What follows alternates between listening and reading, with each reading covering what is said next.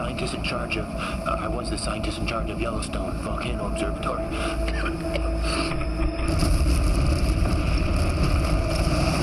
I'm not sure what day it is, and I'm not precisely sure if the eruption is over. I'm trapped here in some kind of military installation in some goddamn part of Colorado. We've got no food, and we've got no power, and the ashfall has contaminated the water supply. The air is so thick with it that we can barely breathe. These men that I'm with, these think if we stay put that we're going to be rescued.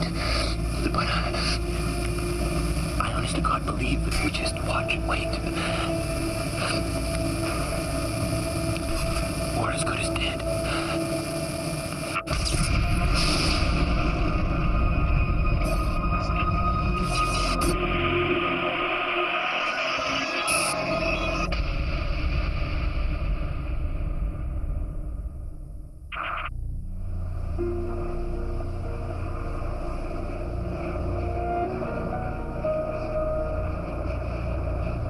Before it all happened, many visitors to Yellowstone were blissfully unaware that it was volcanic.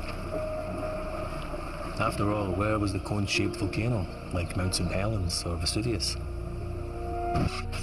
They didn't realize that they were actually standing on top of it, that beneath their feet was one of the largest volcanoes in the world. The truth is, we were only just beginning to understand the workings of the park ourselves.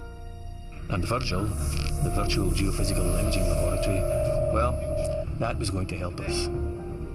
Or at least, that's what our boss, Michael Eldridge, tried to persuade the press.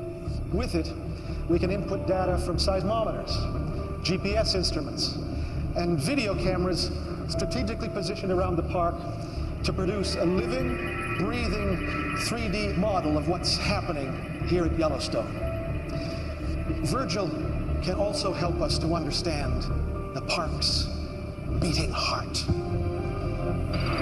The vast reservoir of red-hot molten rock that lies just a few kilometers beneath where you're sitting now. The sleeping dragon that powers all of the geysers and hot springs, mud spots and steam vents that draw people here in their millions every year. Maggie Chin, KCVZ News, Salt Lake City. Hello. Hello. Your model is very impressive, sir. Thank you, Miss Chin. My question is, will it help? Help what, Miss Chin? Well, in the last decade, we've seen more and more ground uplift at Yellowstone. 12 feet, I believe, is the conservative estimate. That estimate is not conservative.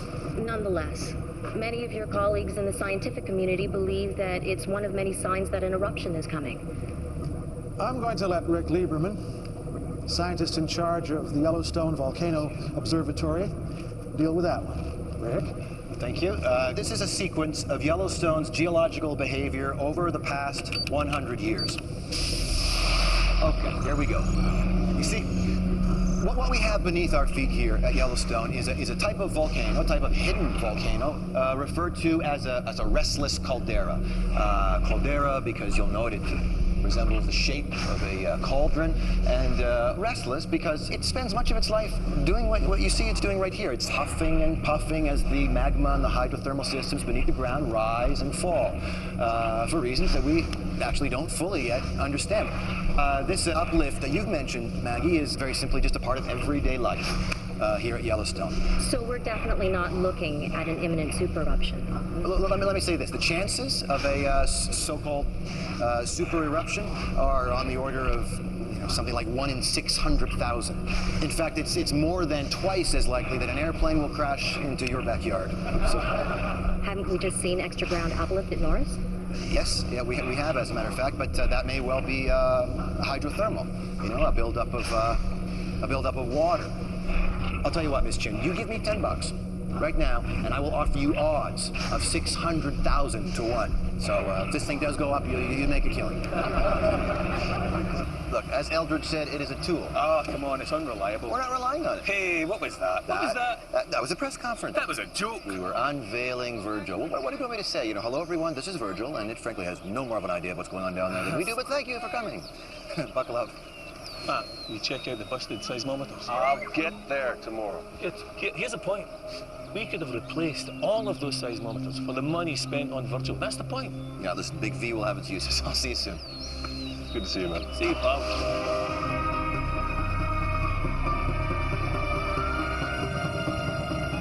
Listen, I need the coordinates of the Taiwan quake. Yeah. Kaohsiung region. Yeah. Hey. 57. Yep. 33. Okay. This thing takes up far too much space, you know.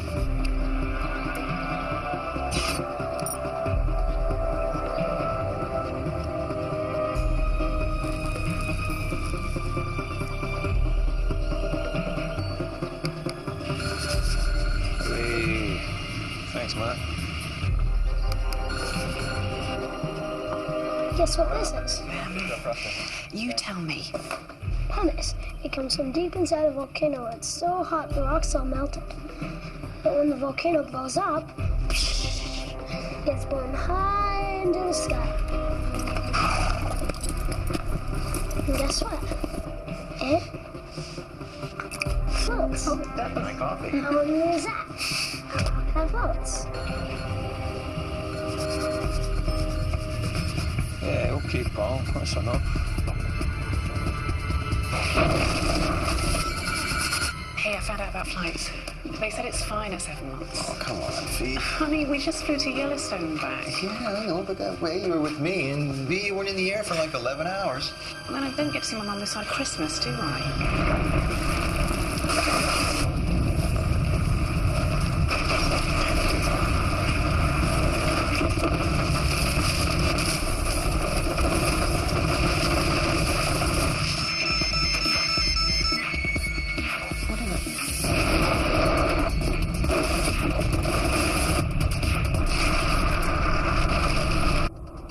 Ooh, we got a quake.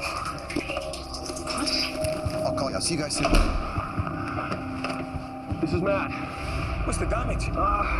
Some broken glass. I'm sure nothing major. Okay, what do we got? Be in touch. 7.9. 10 kilometers beneath the South Arm Fork.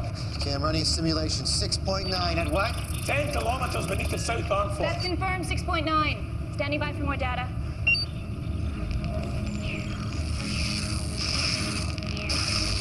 Look at the webcam images of the fishing bridge area. Over, say the last 5 minutes. Oh, go back.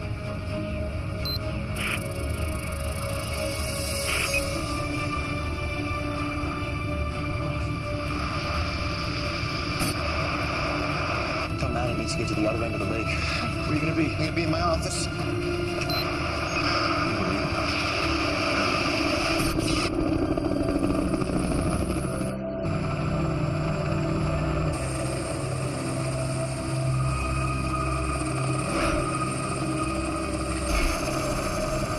Fortunately, due to the remoteness of the area, damage was limited.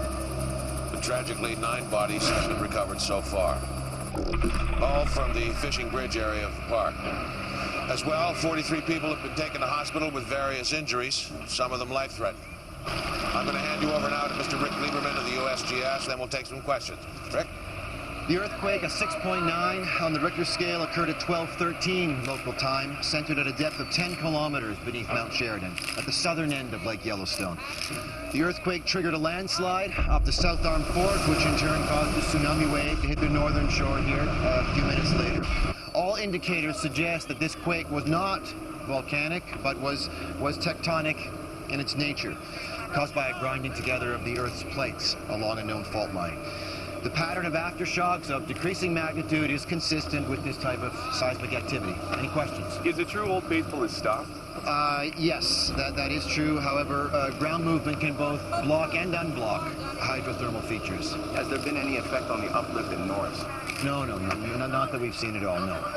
Are you still sure that there isn't going to be an eruption, Mr. Lieberman? As I've said, Miss Chin, this earthquake was not caused by volcanic activity, as far as we know. We are increasing our alert status to yellow, which, as you know, does mean watch. Yeah. Does that mean you're not ruling out an eruption? Look, Miss Chin, Yellowstone has sometimes as many as 3,000 earthquakes every year. none of them followed by eruptions. Now, everything points to this being a one-off tragic accident. The truth? We had the Hebgen Lake earthquake in 1959, a couple of miles from Yellowstone.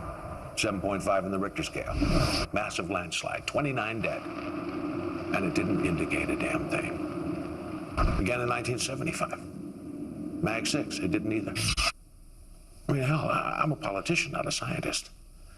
The USGS guys tell me it's another Hebgen Lake. I gotta take their word for it. You know?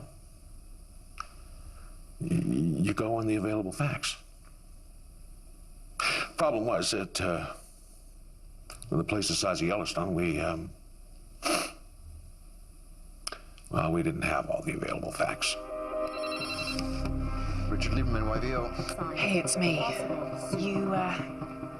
You better take a look at KCVZ News. I will do that, thank you. I'll call you back. I think we have good reason to be concerned. Maggie, I think that we ought to make a clear distinction between a regular volcanic eruption and an eruption. Mount St. Helens was the most violent eruption in American history, killed 57 people, and it erupted about 1 cubic kilometer of volcanic ash. Watching the great man, huh?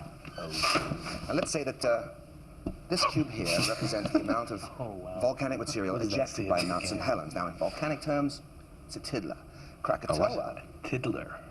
the Indonesian volcano that erupted in 1883, was 17 times larger than Mount St. Helens, killed 36,000 people, and it's represented by this cube here. And finally, we have this. This is 2,500 times the size of Mount St. Helens. This is a supervolcano. This is currently sitting underneath the ground at Yellowstone Park. And when was the last time one of these super eruptions happened?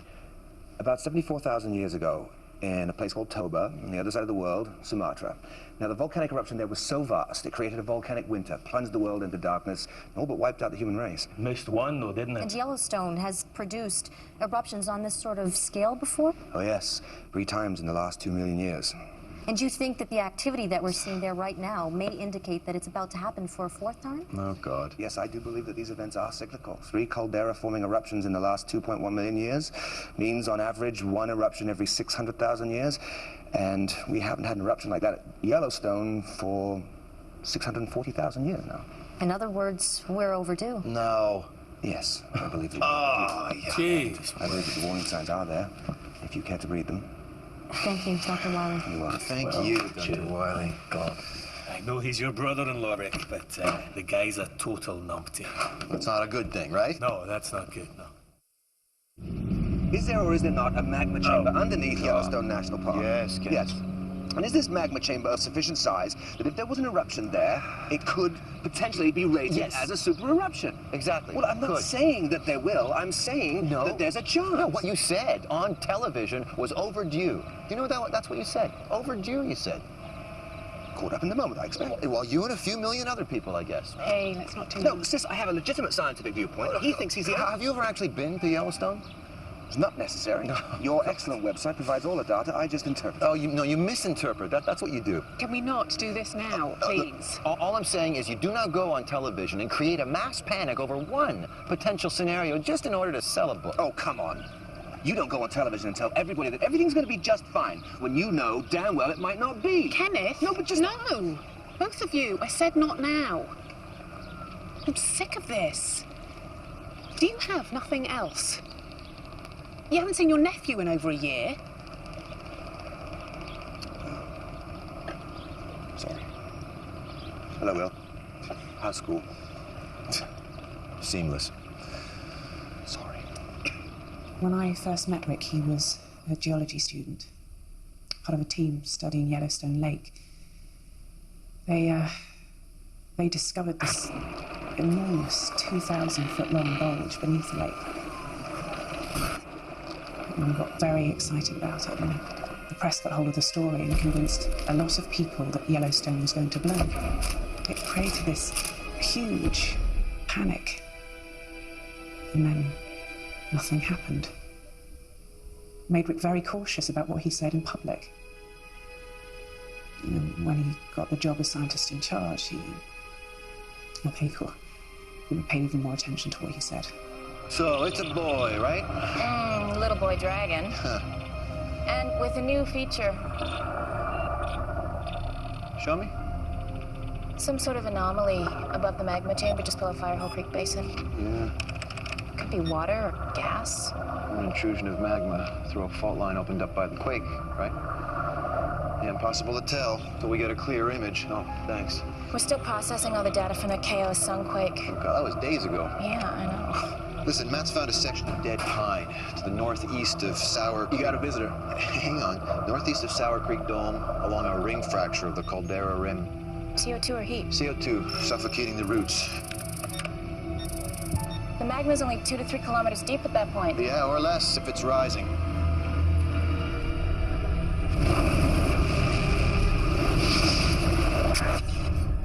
All right, so who is it? Wendy something from FEMA. Wendy Rice? The undersecretary in charge of the Federal Emergency Management Agency is here. You told her to wait in my office. You're fired, Dave. You can't fire me. Yeah, you're lucky that's true. I'm sorry. Ms. Rice. You've caught me off guard. Sorry.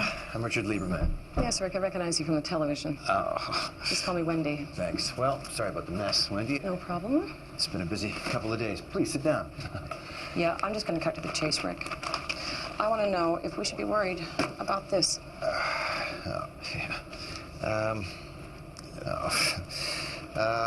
Based on the data that we're getting, yes, there are indicators that there could be an eruption. Or it could be business as usual at Yellowstone. Now, if there is an eruption, then there is a good possibility that it's going to be a moderate one. This isn't enough, Rick. If there's even the slightest chance of this happening, I want to know what that means. I want to know what we can do about it. How much do you know about super eruptions? But super in front of eruption, I don't imagine it means better. Can I show you something? Please. Okay. See the magma chamber that sits underneath Yellowstone? Well, here. We think it's roughly the same dimensions as the Caldera Rim itself. We think it's around 40 kilometers wide by 80 kilometers long and around 8 kilometers deep. You think? Yeah, it's a very difficult thing to get a clear picture of. In fact, the only way to even attempt to see a magma chamber is, ironically enough, by relying on earthquakes. Have a seat, please. Thank you. It's called seismic tomography.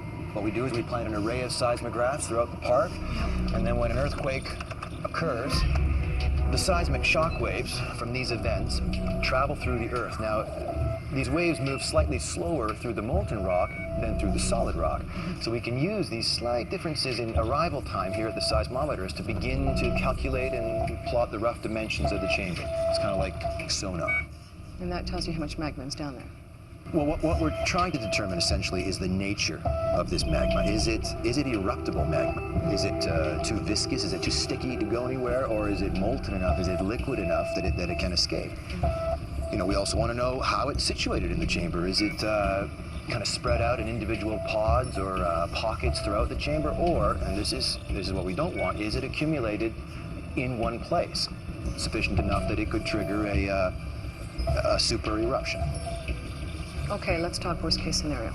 Okay, well, we have run some projections based on the first super eruption at Yellowstone 2.1 million years ago, essentially because this is the one we have the most data available on.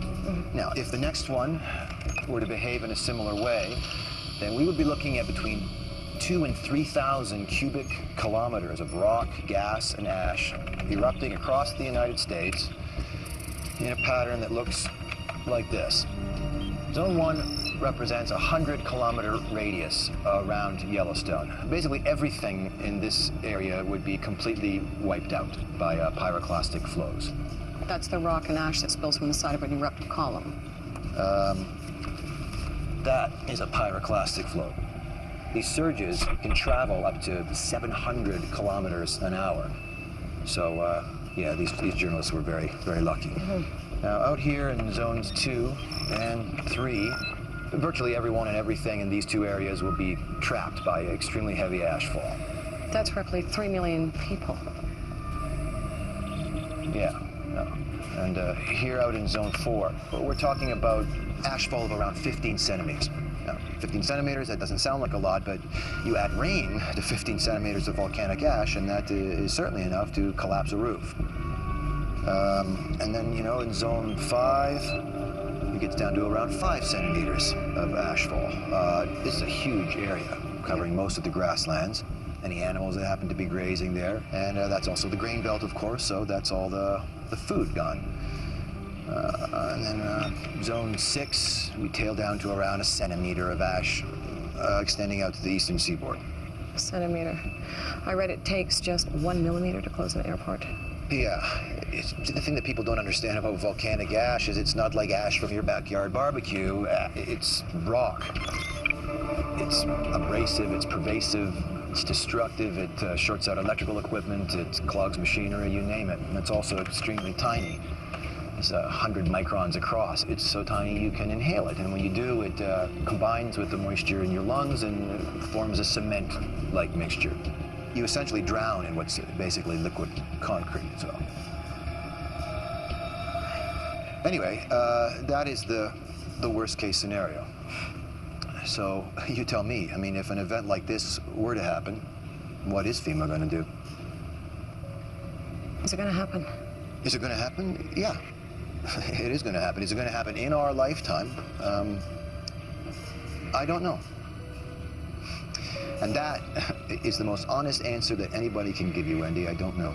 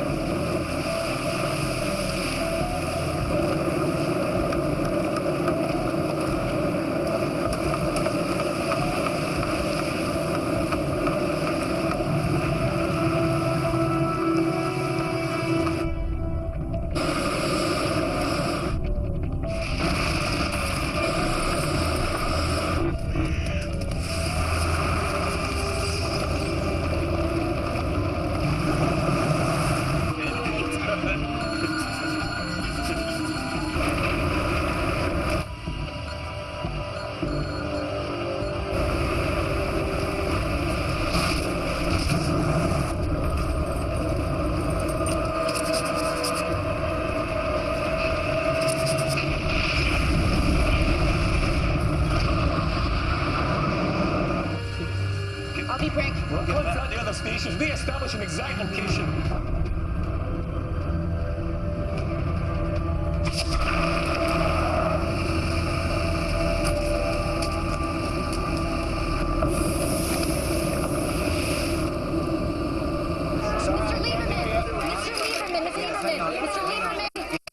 Denying the possibility of a super eruption. Norris, as I've said to you before, Miss Chin, Norris was a hydrothermal event, and by no means a surefire indicator of volcanic activity. And certainly not on the scale that you are referring to. Nevertheless, we have issued a code red warning because we don't take these things lightly. Yes. Daddy. Yeah. It's getting famous. But you can't rule out a super eruption, can you? What's what? Strike as likely as an asteroid strike, according to some experts. And half as unlikely as being struck by lightning, Miss Chin. And how many of us lose sleep over that? That's all the time we have. Thank you. Thank you very much. Too much politics, not enough science. Okay, we ready to run this simulation? Let's do it. All right. So what I'd like to do is run through a couple of potential scenarios here. Hey, Rick, we've got another quake just over 1 mile south of Norris. Okay, how big? 1.9. 1.9, okay. Now, this anomaly that we've discovered near Norris, now this could be water and gas, as we know, or worst case scenario, it could be a new pod of eruptible magma. So I want to concentrate our simulations around this area and see what the potential damage could be, okay? So, option number 1. Let's say that we've got 1 cubic kilometer of eruptible magma. Okay, and drop it. Run it.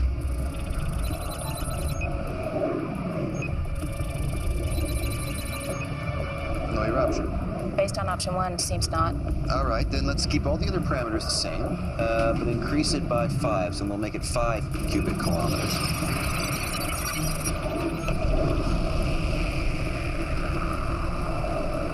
Okay, how big is this? Moderate BEI2. BEI2, in duration? Over approximately 3 days. With that amount of magma, it could have been a lot bigger. Okay, let's increase it by another factor of 5 and make it 25 cubic kilometers. Okay. Whenever you're ready. BEI 5, Mount St. Helens size. Right. So 10 times more magma, 1,000 times more eruption. Potentially. Okay, so let's increase it by another factor of 5 and make it 125 cubic kilometers. This time, let's just run it this time just from the hydrothermal blast. Sure.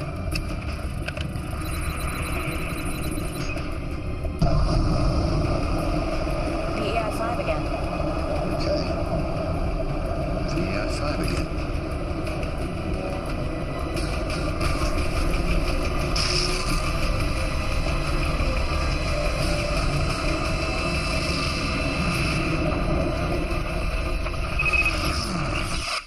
Whoa.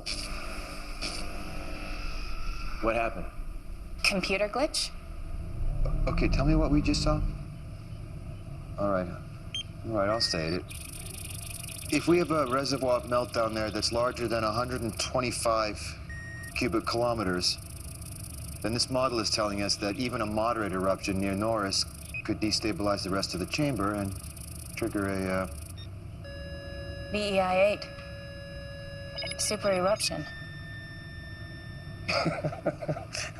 That's great, great. And if frogs had wings, then they wouldn't bump their little green arses hopping around, eh? If there was a pocket of melt over 125 cubic kilometers, then a possible eruption at Norris may trigger further eruptions, which maybe, just possibly, could register as VEI 8. Brilliant, great. Jesus, you're letting yourself be spooked by a video game. Whoa. How close are we here from Norris? 25 kilometers as per handbook rules. Exciting, huh? Oh, yeah. Very exciting. With any luck, it'll erupt while we have such a good view.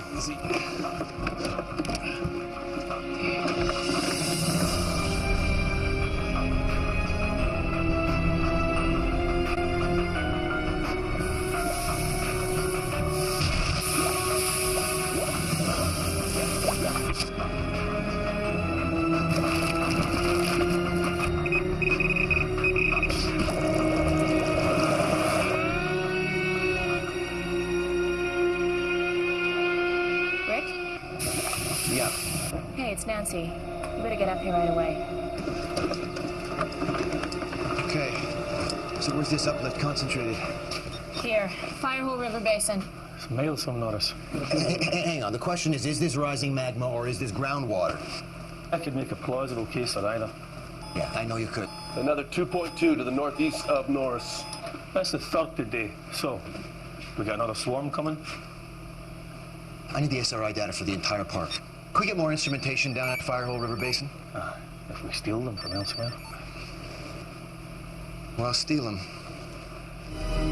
To a geologist like me, there is only one surefire sign of an impending eruption, and that's harmonic tremor. That's a seismographic reading which indicates that magma is on the move. Even then, though, even when you see one of those, you can't tell how big an eruption you're looking at, but you know that it's coming. Well, on the 26th of June, for the first time, we saw just that. We saw harmonic tremor. And where is it? Norris. Rick, you want to suggest a change of alert? Yeah, you know, another red, it's going to create more panic. This is as sure as we get. I know. This is imminent now. I know. You want me to plug the data into Virgil? And find out what? Hang on. No, really, please, find out please. what? Let's do that and just see if it can get... Look, there's going to be an eruption, okay? We know that. I don't need you to tell me what harmonic tremor means. So now you need to advise an upgrade to the alert status, and you need to let people know. Okay, so if I upgrade to a red, everyone's going to think that we've got a super eruption on our hands. I am not going to be held responsible for some kind of mass panic. Oh, wait a minute, it is our responsibility. No, shut up, Dave. It's our job, it's our duty to let people know, to tell them what we know. So get your ass off the fence. Well, and you tell me we're going on TV and telling Joe Sixpack that the end of the world is nigh. You tell me how that's going to help this situation. What do you think our purpose is here? Hey, listen, I will brief him up and I will brief the state, but just before they evacuate the whole of America, they're gonna want to know how big the thing's gonna be. Well, at least the ship's got a bloody captain.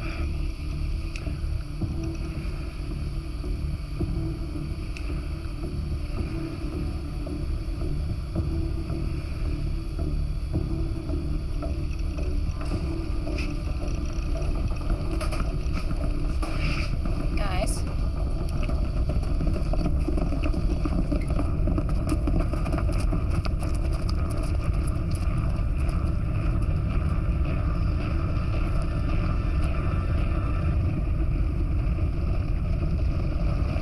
This is gonna be big.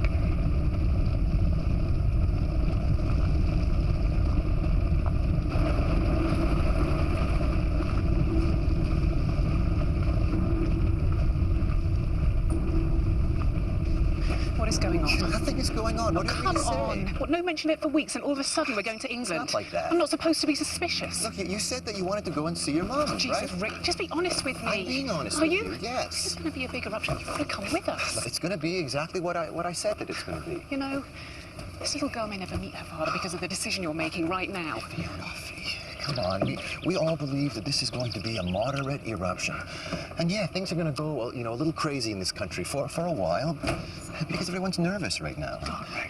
That's why I'd just be happier if you both were in London when all that's going on. And then when things calm down, then I'll come and I'll see you. Can I go on the plane now? Yes, you're going to go on the plane now. You take care of your mom, okay? Okay. You call me when you get there. I will. Get on the you. plane. See ya.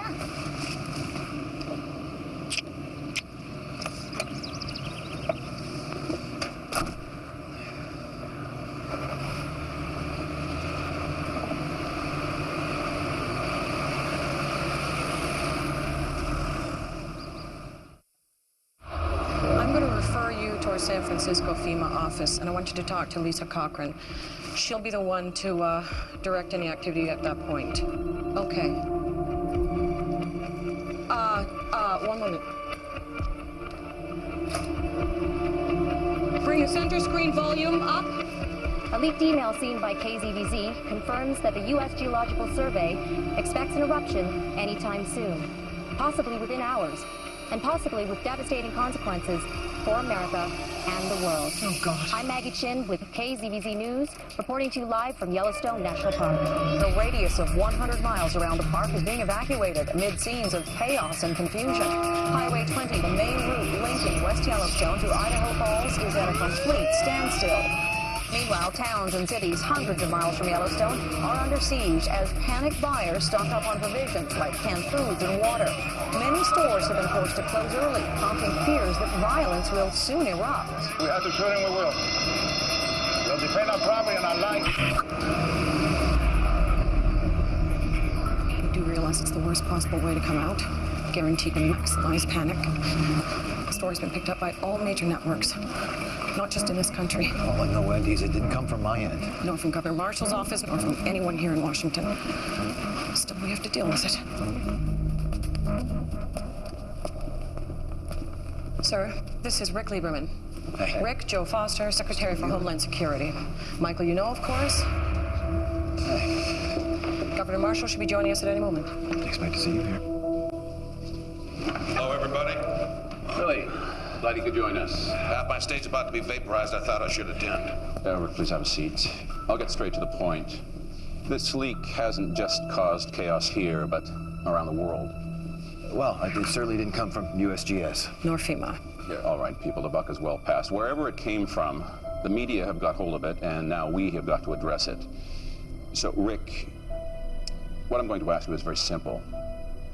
I need you to make a statement ruling out the possibility of a super eruption. Well, ruling it out. Nothing bigger than Mount St. Helens. People would accept that, and it's what the evidence suggests. I can't. I beg pardon? Well, I'm sorry, I can't say that. Why the hell not? Because our computer model now suggests that even a small eruption could destabilize the magma chamber and trigger a super eruption. Rick, I understand that, but you're talking remote possibility. No, I'm talking about... What I am talking about are hard facts. Fact 1, there are food riots. People are fighting each other to leave the country. Fact 2, the dollar is on its knees. Wall Street has crashed.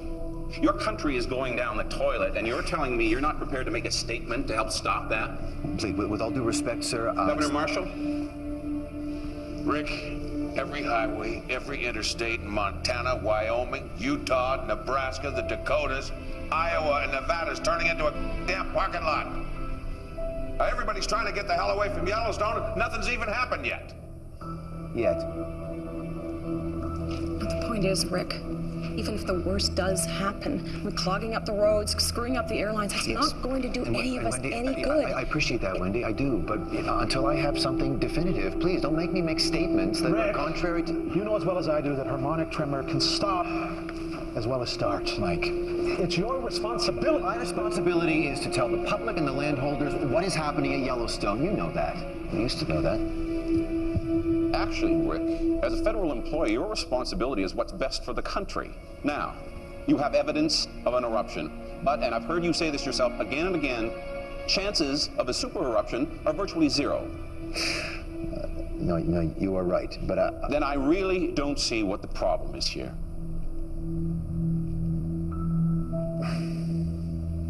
Thank you all. I'll see you in 10 minutes.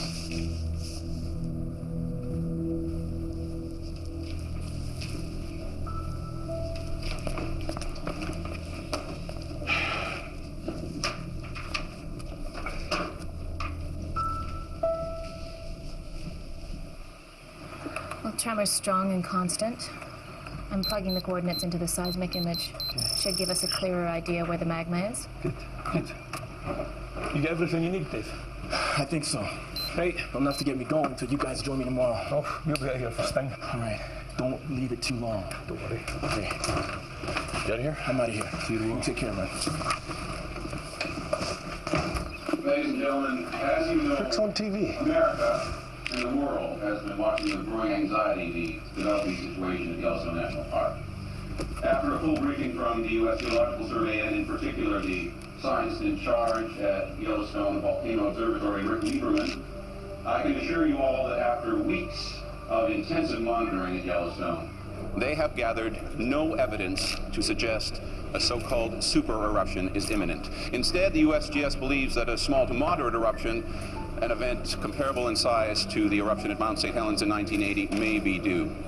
At this moment, we are taking the appropriate precautions in line with the scale of eruption. The evacuation of the Yellowstone vicinity is currently underway. For those in states bordering Wyoming, we ask you to follow standard state advice, remain indoors, seal all doors and windows, and stock up on sufficient food and water for 3 days. I ask my fellow Americans to stay calm and to use your usual good sense at this time. Thank you. Mr. Lieberman, up until now, you've been extremely measured in your statements about Yellowstone. Do you agree with Secretary Foster in what you just said now?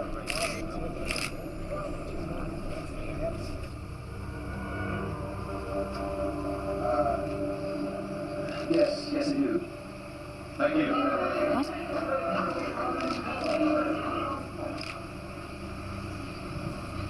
Nailed to put a blast up in the wall. Flight HA356 to San Francisco. Hi. Towards the rear of the plane, left-hand side. Boarding pass, please.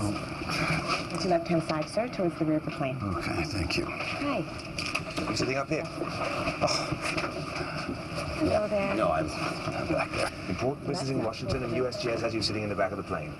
I recommend a sweet publishing deal. Big TV star like you. Yeah. Oh, yeah. I take it you had a gun to your head this afternoon? Yeah. You could say that. Fiona and William? Oh, they're on a plane to London. Oh, see ya.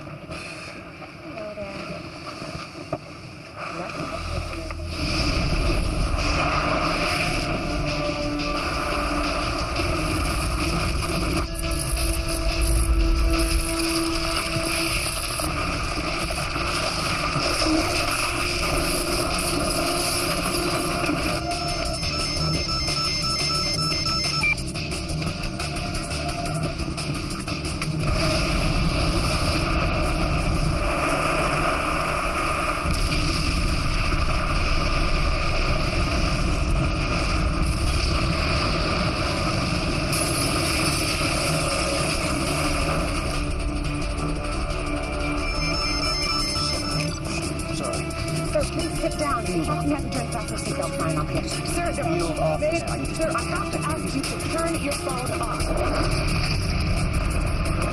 Jack! I think he's over here!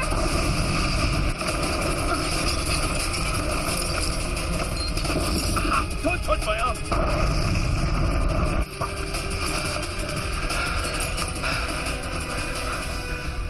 This is it, Matt. It started.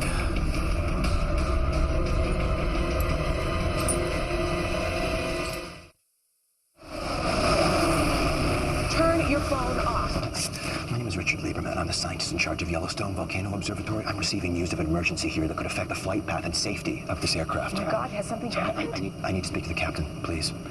Okay.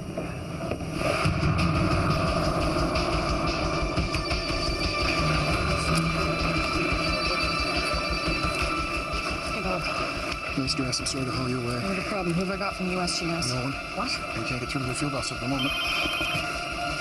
Hey, Dave. Michael Eldridge is on his way over. Is this vacuumetry all we have on this? Yeah, and it's only a projection. What? Okay, Air Force, I need a plane up there as close as they can get taking a look at this thing. Let's brief the White House on little we know so far. Dave, get back on the line. I want to talk to Governor Marshall in Wyoming, Joe Foster at Homeland, and keep trying the Yellowstone field office. And Bob, please get me something else to wear. Sure. Mary?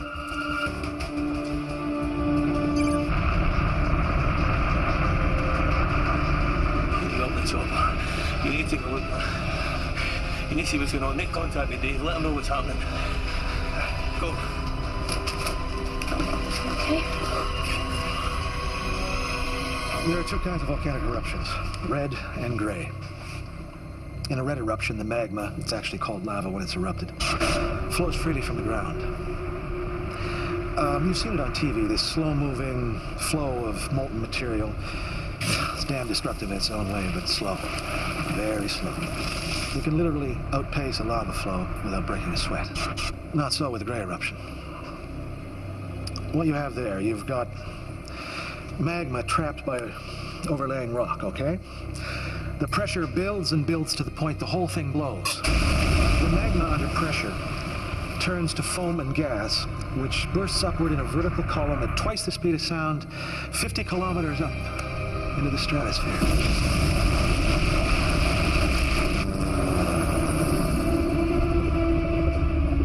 Dave, come in, Dave. This is Matt.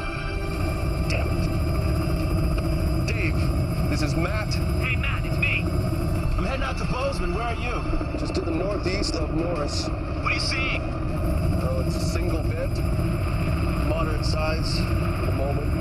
How far from Bozeman are you? About an hour. Okay, listen. Rick is on his way back from Washington.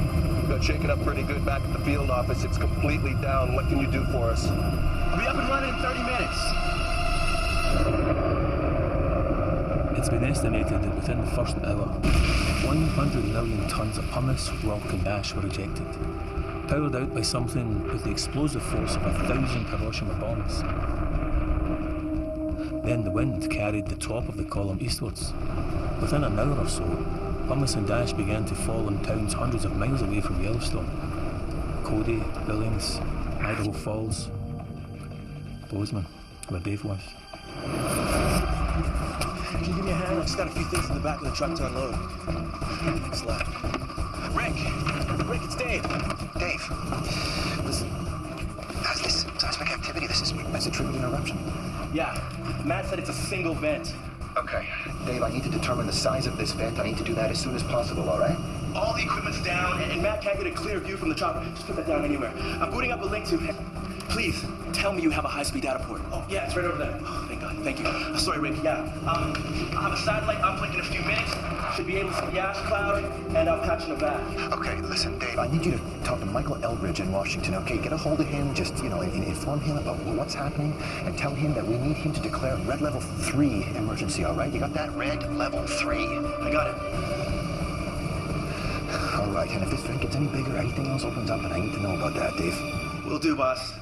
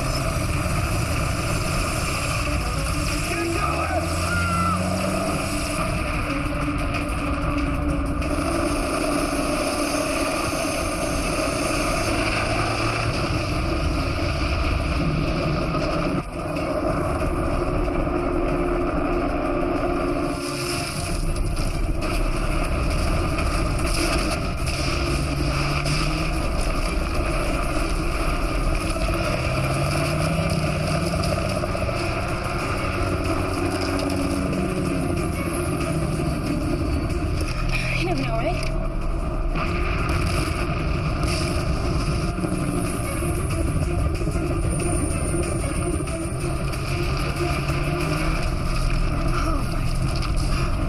Oh my God.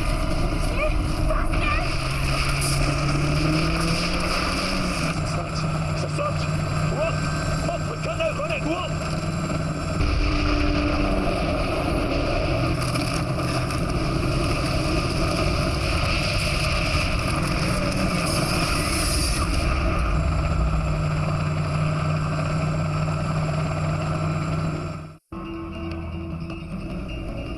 We're just getting reports, unconfirmed so far, of a major volcanic explosion in Wyoming in the United States.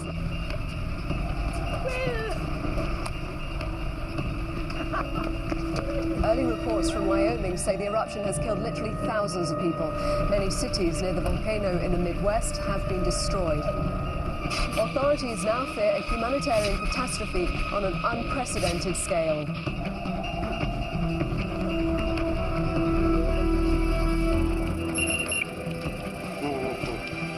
Louisiana's reporting a citywide blackout. I'm getting reports of rolling blackouts west of Yellowstone. Ash fall on power and relay stations. Okay, tell our FEMA offices in Montana, Nebraska, Utah, and the Dakotas to shut down their power grids and switch to backup generators as of now, and make sure those generators are protected against the ash. I'd also advise them to shut down all air conditioning units. The ash will get everywhere. Okay. All federal buildings need to seal up, start recycling their clear air.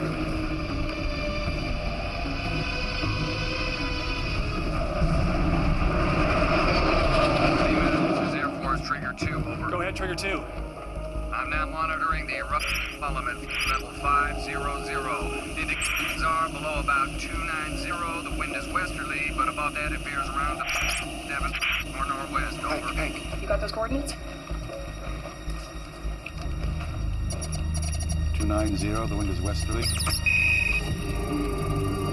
Oh, man. It's directly across major commercial air routes. Hank, I want all airspace across the central USA cleared and put east and west coast on standby. Michael, where is your guy? I need him here. Rick Lieberman? Yes. He's in there somewhere.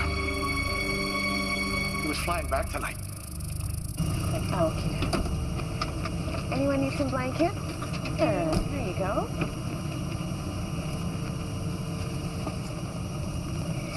So, it's a single vent. Single vent. Yeah. So Mount St. Helens, then? Yeah, like you said. Yeah.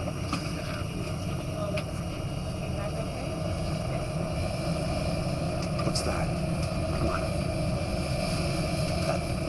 That smell. Sulfur.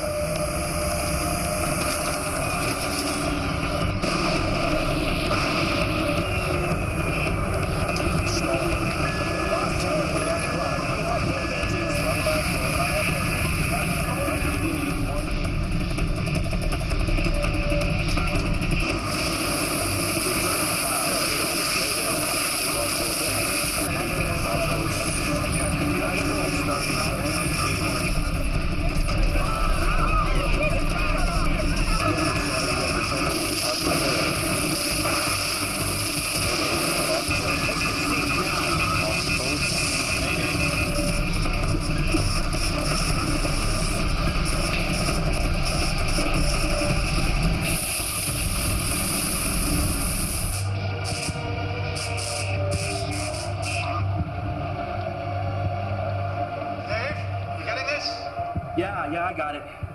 Does the guy have a zoom? Can you get him to zoom in? Trigger 2, can you zoom in? Wait. Oh. Hey, you see that, Michael? Another one. Yeah, that's bed number 2 opened up now. While it was just a single eruptive column, there was still a chance that things would be okay. But the second eruption... Clearly, there was so much magma and pressure in the chamber that it couldn't vent through a single column. Instead, the whole caldera began to unzip in a series of smaller eruptions. Once that started, we had no idea how long it would go on for. Days, weeks, months. We just didn't know.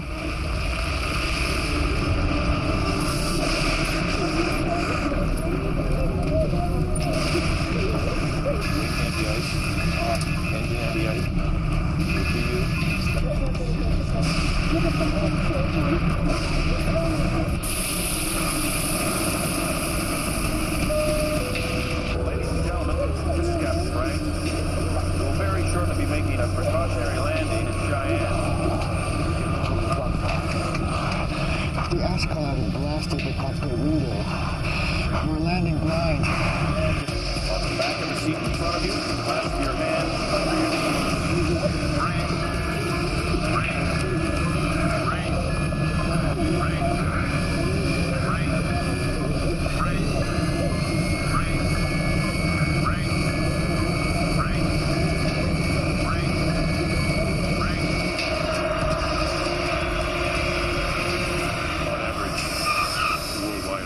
planes each year unexpectedly fly into ash clouds, and on that night 35 did, and that was just over the U.S. Flying into one of these ash clouds is worse than getting a dump truck full of sand thrown into your engines, because volcanic ash, well, it's rock. The ash melts over fuel nozzles, turbine, various engine parts. The really amazing thing is how often the engines survive and restart once you get back into clean air. So we were among the lucky ones. We got down in one piece. And by the time we did get down, no one else was taking off anywhere.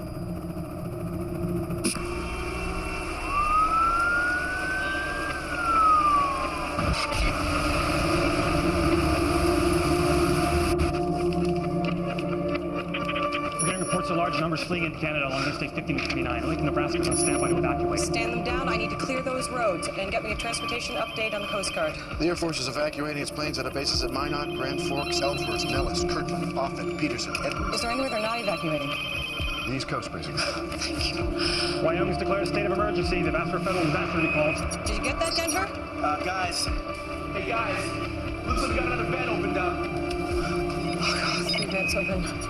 Michael, how bad is this going to get?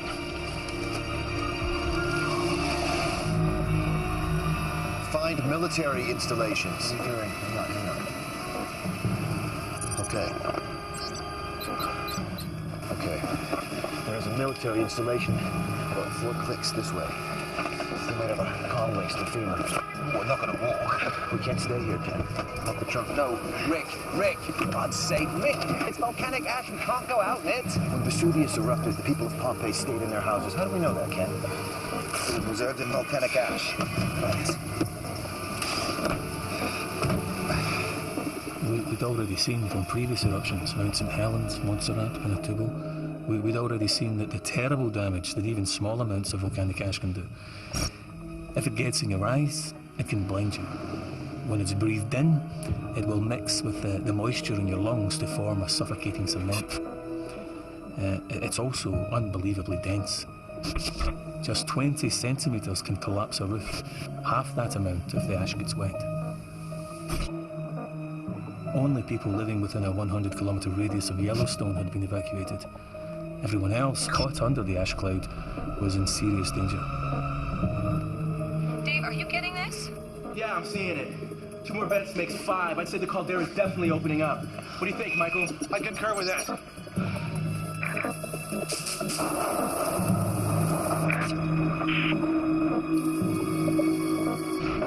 Dave, are we losing you? I believe that's here, on the roof. Hold on.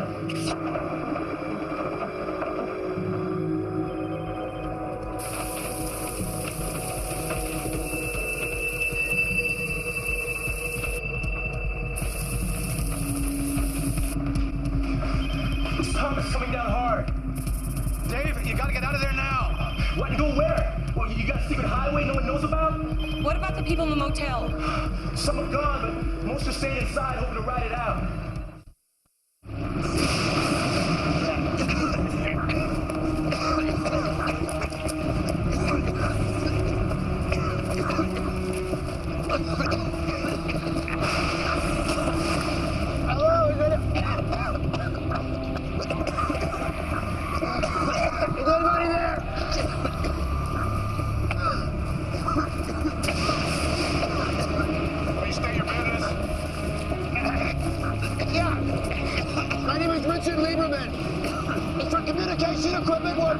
Yes, sir, it is.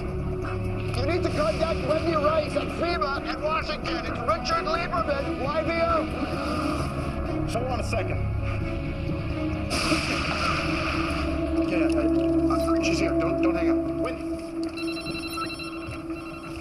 Wendy Rice. Let him in. Give him anything he wants. They found Rick McGinley.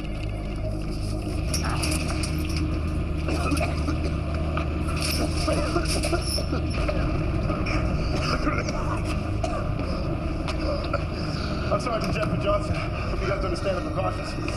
Thanks, guys. Thank you for letting us in. There's water downstairs. Thank you. After you guys.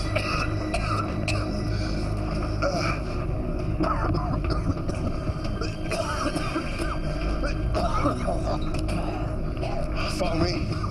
What is this place? It's an old Cold War bunker, sometimes used as a relay station for NORAD. Are you based here? No, sir, I just service the equipment. I tour all these sites, spend 2-3 days in each one. You've got food and water? For 5 days. For one man.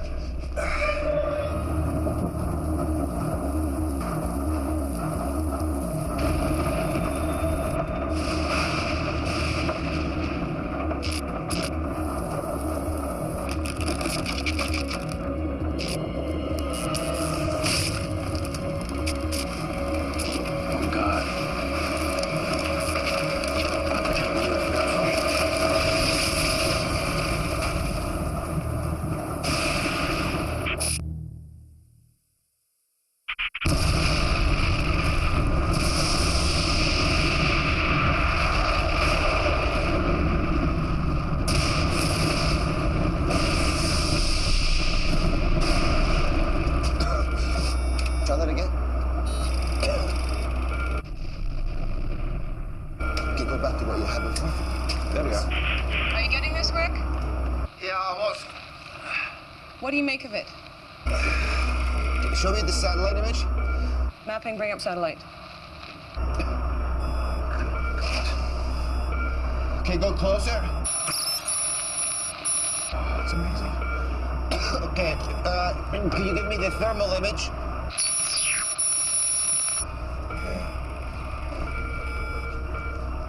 Hey, Wiley, what's he doing? Gauging how big the eruption is. Trying to figure out how long it'll last. Well?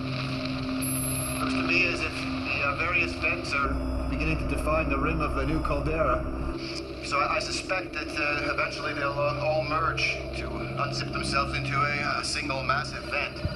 Rick, can you give me any idea of how long this eruption will last? Well, this looks about half as big again as the previous caldera, so I think you're looking at something 60 kilometers by 90 kilometers. I mean, we are looking at an event on the scale Of the Huckleberry Ridge eruption. It was the first at Yellowstone. And the biggest. And? And if that injected 2,500 cubic kilometers of material, then we have to make some kind of estimate for the rate of injection, and then you do the math. And you've got your duration. Give me a figure, Rick. Say that again? A figure. Give me a figure. What, you want me to guesstimate? Yes. We're looking at a duration of... Between 5 and 9 days. But it doesn't matter how long it lasts, Wendy. Make no mistake, we are looking at a VEI here. So there's no question anymore. What happened? Lost the link. Let's get that signal back. VEI 8, Michael. Super eruption. Yeah, the worst case scenario. No, it isn't. John Galvin, he was at the field office when they erupted. The worst case scenario isn't a super eruption. The worst case scenario is a super eruption which goes on and on. If a volcano ejects more than 1,000 cubic kilometers of magma, it's a VEI 8. The magma chamber under Yellowstone has the capacity of 25,000 cubic kilometers. Problem is, we don't know how much of that is eruptible magma. But that is what will dictate whether this eruption goes on for days or for weeks.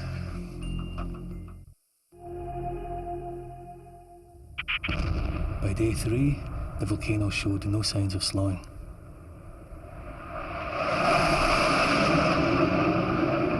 The ash cloud had covered 3/4 of the United States.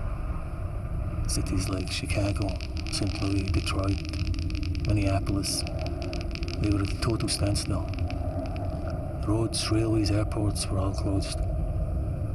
The power supplies failed, the water was polluted, Every day it moved eastwards by another 150 kilometers.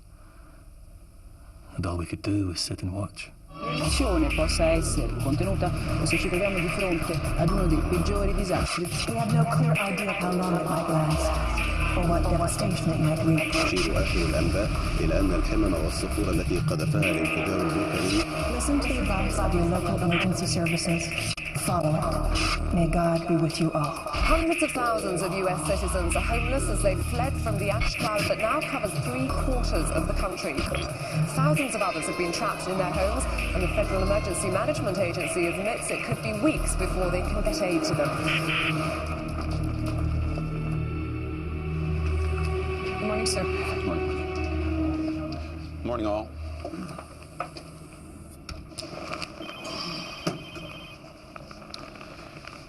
One hour ago, Air Force One took off from Andrews en route to a military bunker in Florida. That information does not leave this room. You can't run a country under several feet of volcanic ash, but some sections of the media will still say she's running away. Now, can we get to business? Wendy, how many people in the fallout zones? About 25 million. Casualty estimates so far? In the immediate zone, 90%, excluding those that got out early. In Zone 2, we estimate 10% mortality. That's approximately 35,000 people. Zone 3, 5% mortality. That's 122,000 people. Zone 4, 3% mortality, 85,000 people. Zone 5, estimate 1% mortality, 220,000 people. Total estimated deaths for the first week, 462,000. And that's assuming Zone 1 is clear. These are all from the ash? Mainly. Either directly from ash inhalation or indirectly from roof and building collapse, power failures, especially in the hospitals, ash-related accidents. Sir, standard advice to people was that they store enough food and water for only 3 days. Today is day 3. Then what are we going to do? Oh, excuse me? Wendy Rice. Look, even when it ends, we won't be able to fly for weeks with the ash still blowing around. So what are we actually talking about? You find a way. You don't just write off 25 million people. Good. Put him through. We've got Rick Lieberman here. Rick, can you hear me? Yeah, hang on. Yeah, we got you. Rick, we have 4 more vents open since yesterday. All right. Has Dave been able to model these? We can't raise Dave.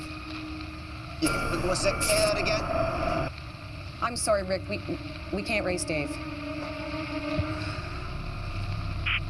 Secretary Foster here, Rick. We need to know how long this eruption is going to last so we can plan how to rescue 25 million people. With all due respect, Mr. Foster, I think you've got to change your game plan. I mean, what you have told people is to stay put and to sit this out and to wait for your help. I believe there's simply no realistic way for you to honor that, sir. And I think that if you do, people are going to die waiting for you. You need to retract your advice. You need to retract your advice. You need to tell them to come to you. Mr. Lieberman, FEMA will draw on every resource possible to rescue these people. That's our federal obligation. No, sir, this is not about protocol, Mr. Foster. This is about survival and nothing more. I mean, when this ashfall stops and the air starts to clear, the people who are trapped are going to, like we are going to start walking. They're going to start walking rather than stay here and wait to die. And they're certainly not going to make it, sir, without your help. You need to help us. You need to tell us where to walk. We need to have supplies dropped for us along the way. I mean, if we are going to walk for life, then it's up to you guys to help us. Damn it. He wants people to walk through the ash? I mean, is he crazy?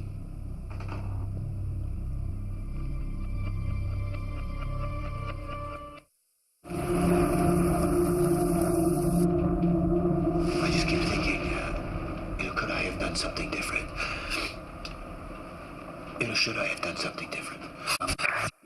Just been more decisive or stronger if I could have, made the call earlier. Maybe that would have changed things. Maybe that would have saved some lives. I guess that's up to other people to judge. and my family, it's them who will be left with the fallout. These men that I'm with, they think that if we stay put, that we're going to be rescued. But I honest to God believe that if we just watch and wait, honest to God, think that we're as good as dead.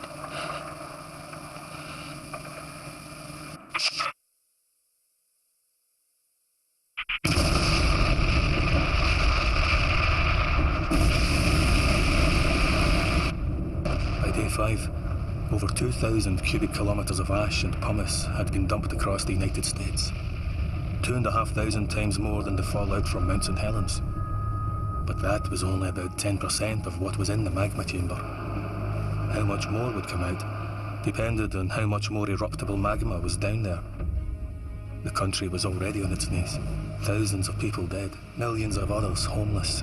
If it didn't stop soon, well, let's just say we were running out of options. We have just received reports that Mexican authorities closed the border 4 hours ago. According to aid workers in the area, 3 million people have now gathered at the Mexican border, many of them without shelter, food, or money. Maggie Chin, KCBC News. They closed the border?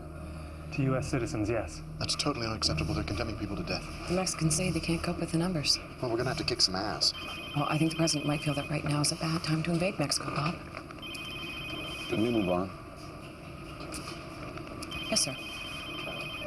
All right, our best case scenario is if the eruption stops in 2 days. If that's the case, access to zones 1 and 2 won't be possible until at least 3 to 4 weeks after that. So it's unlikely we'll find any survivors. We can start supply drops into zones 3 through 5 about 2 weeks after the eruption ends if the weather is with us. But it's going to have to be piecemeal, depending on whether the satellite can find clean skies for the aircraft. That's too long. What about Rick's walk to life? We can't advise people to walk through the ash. It's just too dangerous. So we're asking people just to sit there and starve to death? There are hundreds of thousands, maybe millions of people stumbling around out there, looking for help.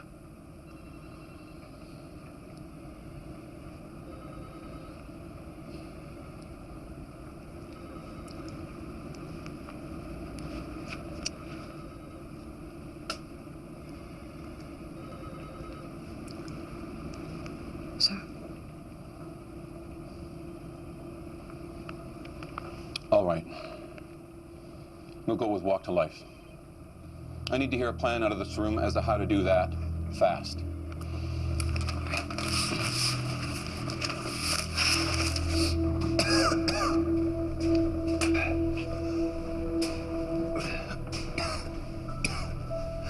Well, still ready. Ash? Save the battery. We're gonna need it outside.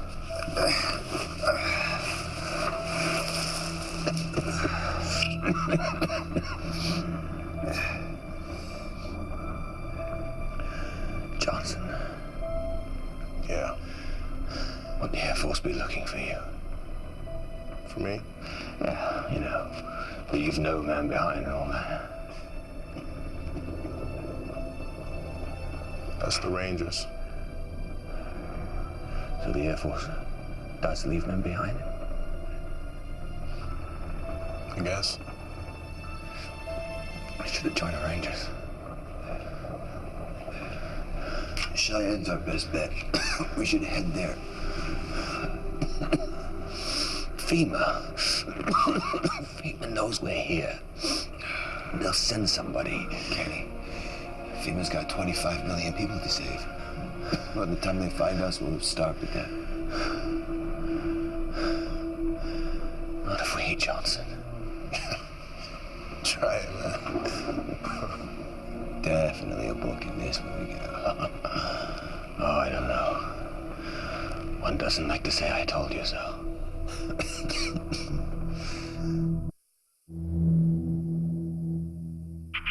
We assumed that when all the vents merged together to form a new caldera, then the pressure would drop and the eruption would stop. That was our thinking. Then, on day 7, our seismographs began to pick up massive quakes, and we realized that the ground within the new caldera rim was beginning to collapse into the empty space left by the ejected magma.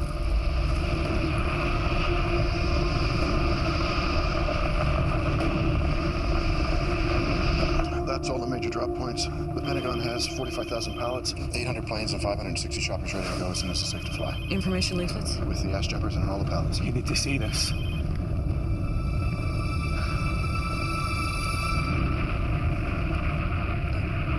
Does this mean... This means that the pressure holding the eruption column in the air is beginning to drop. It's a good thing. It's a good thing. And now to the news that America has been waiting for. The end of the super volcanic eruption at Yellowstone National Park. At 9:17 a.m. local time, the eruption column began to collapse. Ocurrida en el Parque Nacional de Yellowstone, Wyoming, Estados Unidos, parece haber llegado a su fin. 这是整个火山爆发当中具有关键性的转折点。 Huge pyroclastic surges, which radiated out over 100 miles from the base of the column, overwhelming the U.S. Air Force drone that's been monitoring the eruption.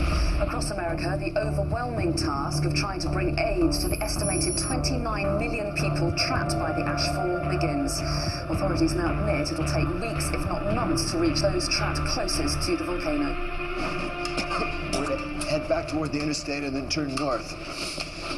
Any abandoned vehicles we come across along the way, I think we should stop and check them for water in the washer bottle, fluid, anything we can use. Okay. How far? Outskirts of Cheyenne are approximately 25 kilometers. You know, I've got to say, Richard, this has been a crappy boat tour so far.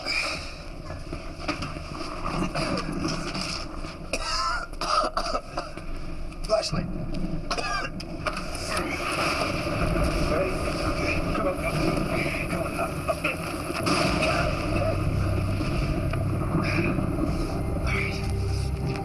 All right. Okay.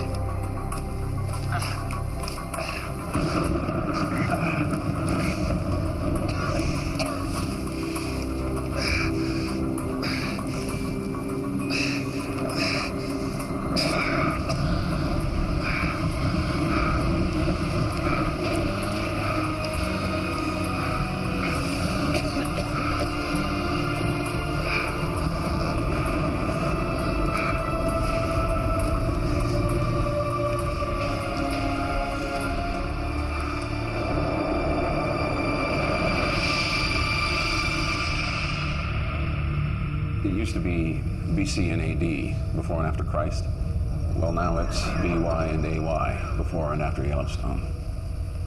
Before and after the world changed out of all recognition. Suddenly, utterly, irrevocably. The global effects were not fully felt until a month or so after the eruption had stopped. Billions of tons of sulfur dioxide ejected by the volcano wrapped their way around the northern hemisphere, cutting down the sunlight. Within weeks, temperatures started to plummet, as much as 20 degrees in some places. Then the aerosols jumped to the equator and started to cool the southern hemisphere. The monsoon failed, adding drought to the bitter cold. Climatologists say it will start getting better in a few years. But let's just say, I don't think I'll live to see another tan.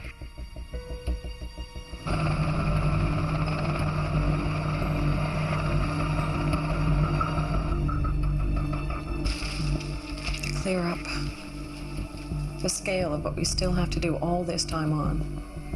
80% of the USA covered by ash. 20% rendered unusable or uninhabitable. cities and towns permanently abandoned. Billings, Cheyenne, Denver, Salt Lake City. I don't know how we kept going, to be honest. I mean, just the animals. The livestock. Millions dead. Rotted where they fell. And the people.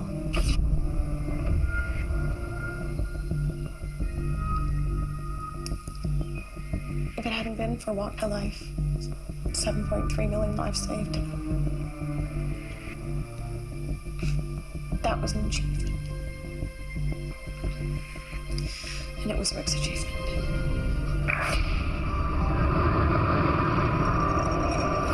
Not knowing was the hardest part. He called from Cheyenne, from the airport, with Ken. And then I didn't hear anything. Until Michael Eldridge called from FEMA to say they were in this bunker place. But safe. But then, when there was no news, I gave up all hope of ever seeing them again.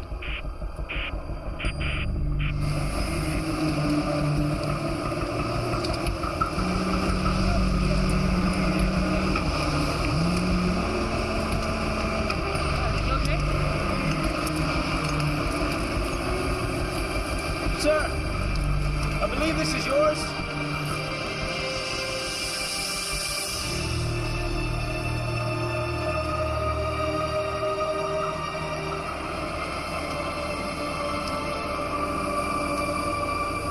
Why did I choose to come back? It's hard to say, really. To face the reality of what nearly happened, I suppose. How close we actually came to never leaving this place at all.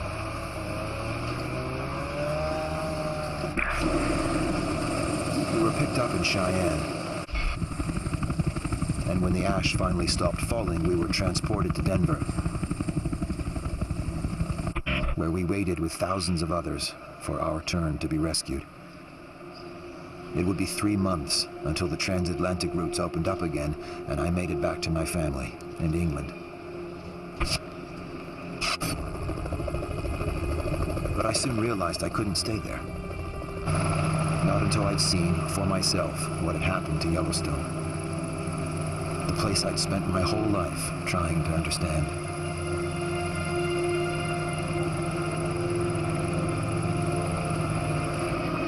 Things will get better.